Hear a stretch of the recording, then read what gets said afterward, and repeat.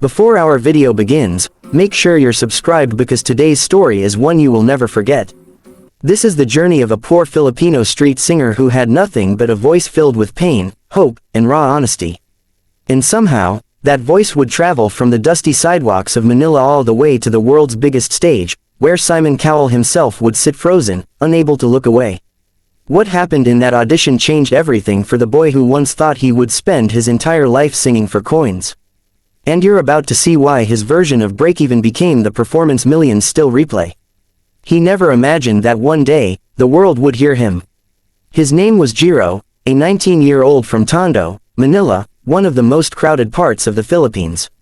He grew up in a tiny room made of patched-up wood and rusted tin sheets, where the sound of jeepneys, vendors, and arguments from the street below were part of daily life. His father had disappeared when he was 6, and his mother worked different jobs, laundry, cleaning, carrying sacks in the market, just to put rice on the table. Jiro always said that he learned to sing before he learned to dream, because in their neighborhood, dreams were expensive. People worked, people survived, and people never expected anything more. But Jiro was different. Even as a child, he would sit outside their small home and listen to music coming from neighbors' radios. He didn't know the names of the artists, but he knew every melody. His mother used to laugh softly and say his voice sounded like it had lived 100 lifetimes. By the time he was 10, he was already singing on the streets, not because he wanted fame but because they needed money. Every coin mattered. Every peso he earned went directly to buying rice or helping pay electricity whenever it hadn't been cut off yet. He carried an old guitar that was missing 2 strings, and people joked that his instrument looked more tired than he did. But his voice was the only thing in his life that seemed untouched by hardship. He would stand at the corner near the bakery where the smell of fresh pandesal mixed with the heat of the afternoon, singing songs people recognized. Sometimes they would stop, sometimes they would smile, sometimes they would whisper that the boy had a voice too good for the street. One day, a foreign tourist passed by and heard him singing Breakeven by the script. The tourist filmed him without Jiro even knowing. 2 weeks later, that video went viral on Instagram. Millions watched. People commented asking who the kid was. Messages came in for the man who posted it, saying the world needed to hear this boy sing on a real stage. But Jiro didn't know any of this. He didn't have a phone. He didn't have internet. He didn't have anything except the few coins that kept him and his mother alive day to day. So when someone approached him saying they wanted to sponsor his flight to audition for a huge talent show, he thought it was just another prank. People in the streets joked around all the time. No one believed someone like him could ever step into a world filled with lights and cameras. But the sponsor was real. They showed him the viral video. They told him the world was already falling in love with his voice. And after endless convincing, after the shock wore off, after his mother cried and told him she had always known he was meant for something more, he finally said yes. It was Jiro's first time on a plane. He had never even been inside an airport before. Everything felt unreal. Standing in line with people who looked like they had never struggled for a meal, watching screens that showed flights to countries he had only heard of in school, feeling cold air conditioning. He wasn't used to. He held on to his mother's rosary the entire time, whispering prayers that he wouldn't embarrass the Philippines. When he landed in Los Angeles, someone from the show held a sign with his name. They took him to the hotel, and he couldn't believe the room was all his. A bed that didn't squeak. A bathroom bigger than their entire home. But instead of being excited, he felt guilty. He kept thinking about his mother back in Manila, sleeping on the thin mattress alone. But she had begged him to be brave. She told him this was his chance not just for himself, but for both of them. The morning of the audition arrived. His heart beat so loudly it almost drowned out the sound of the people in the waiting area. Some contestants had vocal coaches. Others had stylists fixing their hair and makeup. Jiro had none of that. Just his clothes from home, his patched-up guitar case, and the voice he prayed would be enough. When they called his name, he felt his legs go weak. The stage looked bigger than anything he had ever imagined. The lights were blinding. The audience seemed endless. He looked at the judges' table and saw Simon Cowell sitting right there, arms crossed, expression unreadable, eyes sharp as if he could see straight through Jiro's soul. Heidi smiled at him. Sophia gave him a look of warmth. And Howie raised his eyebrows as if curious to see what the kid from the airport sign would do. Simon spoke first. He asked his name, where he was from, and what brought him there. Jiro's voice trembled as he answered, telling them he came from the streets of Manila, that he sang to help his mother, and that he was there because someone believed the world needed to hear him. The audience murmured softly. Some people wiped their eyes already. Simon leaned forward. He asked what song he chose. Jiro swallowed hard and said Breakeven. Simon nodded slowly, almost cautiously, as if thinking whether the boy could possibly do justice to such a big song. Then the music director asked if he wanted a track or his guitar. Jiro looked down at his old, scratched guitar, and even though he was scared, he said he wanted to use it. It was the only thing that made him feel grounded. It was the only thing that felt like home. He strummed the first chord.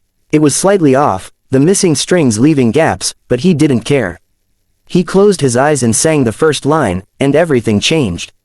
His voice was fragile at first, trembling like a leaf in the wind. But the tremble wasn't fear. It was emotion, pure, raw, unfiltered emotion. The kind you can't teach. The kind that comes only from living a life that had known more pain than comfort. And as the first verse moved into the chorus, something shifted in the room. The audience stopped breathing. Haida's hand went to her heart. Sophia whispered something under her breath. Howie leaned forward, and Simon, who had been sitting with his usual poker face, slowly lifted his chin and stared harder. Jiro reached the line "I'm still alive but I'm barely breathing," and his voice cracked, not the kind of crack that comes from bad technique, but the type that happens when a person is singing their truth. You could hear the years of struggle, the nights he slept hungry, the mornings he woke up unsure if life would get better. You could hear the boy who sang not for attention, not for claps, but because music was the only thing that kept him going. The audience began cheering in the middle of the song, but he didn't stop. His eyes were closed, his fingers shaking, the guitar rattling slightly against the microphone stand, but his voice soared. Higher than he had ever pushed it. Stronger than he had ever dared. Every note felt like a prayer delivered straight from his chest. When he hit the final line, and the last chord faded, the entire arena erupted. People jumped to their feet. Some shouted, some cried. The applause was so loud it echoed like thunder. But Jiro didn't move. He stood frozen, looking terrified, because he didn't know if they liked it or if they were just being polite.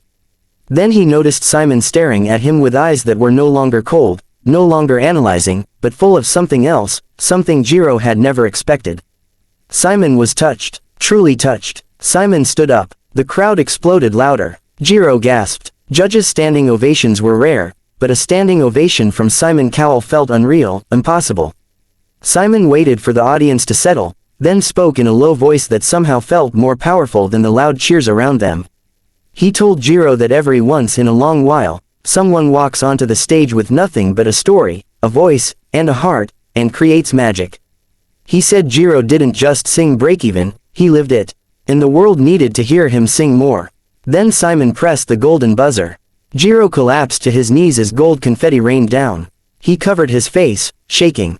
The staff rushed over. The audience screamed in celebration. His mother back home, watching through a neighbor's TV livestream, fell to the floor crying tears of joy. For the first time in his life, Jiro didn't feel poor. He didn't feel invisible. He didn't feel like life was something he had to survive. He felt seen. He felt heard. He felt like he finally broke the cycle he was born into. As he walked off stage, still trembling, still covered in gold glitter, he whispered softly that the world would finally know the voice of a boy who had sung on the streets. And that boy would never go back to feeling powerless again. But success didn't stop there. After the episode aired, the video of his audition climbed to millions of views within hours. People across the globe commented about how deeply his performance touched them. Musicians reacted. Celebrities shared his clip. The script themselves reposted his version of Breakeven with a caption saying they had never seen someone sing it with that much soul. But what mattered most to Jiro wasn't the fame. It wasn't the money. It wasn't even the golden buzzer. What mattered was the call he made to his mother after everything ended. She picked up, crying before she even said hello.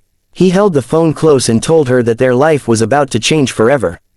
And she told him something he would never forget, that she always knew his voice was meant for more than the streets, and now the world finally knew it too. From that moment on, Jiro didn't just sing for survival. He sang for every child who felt small. For every dream that seemed impossible. For every struggle that felt endless. And for every person who believed that even when life feels like it's breaking you, Sometimes the broken pieces are exactly what make the music beautiful. And as long as he lives, he will always carry that boy from Manila inside him, the boy who stood on a street corner, singing a song about heartbreak, not knowing the entire world would soon break open for him.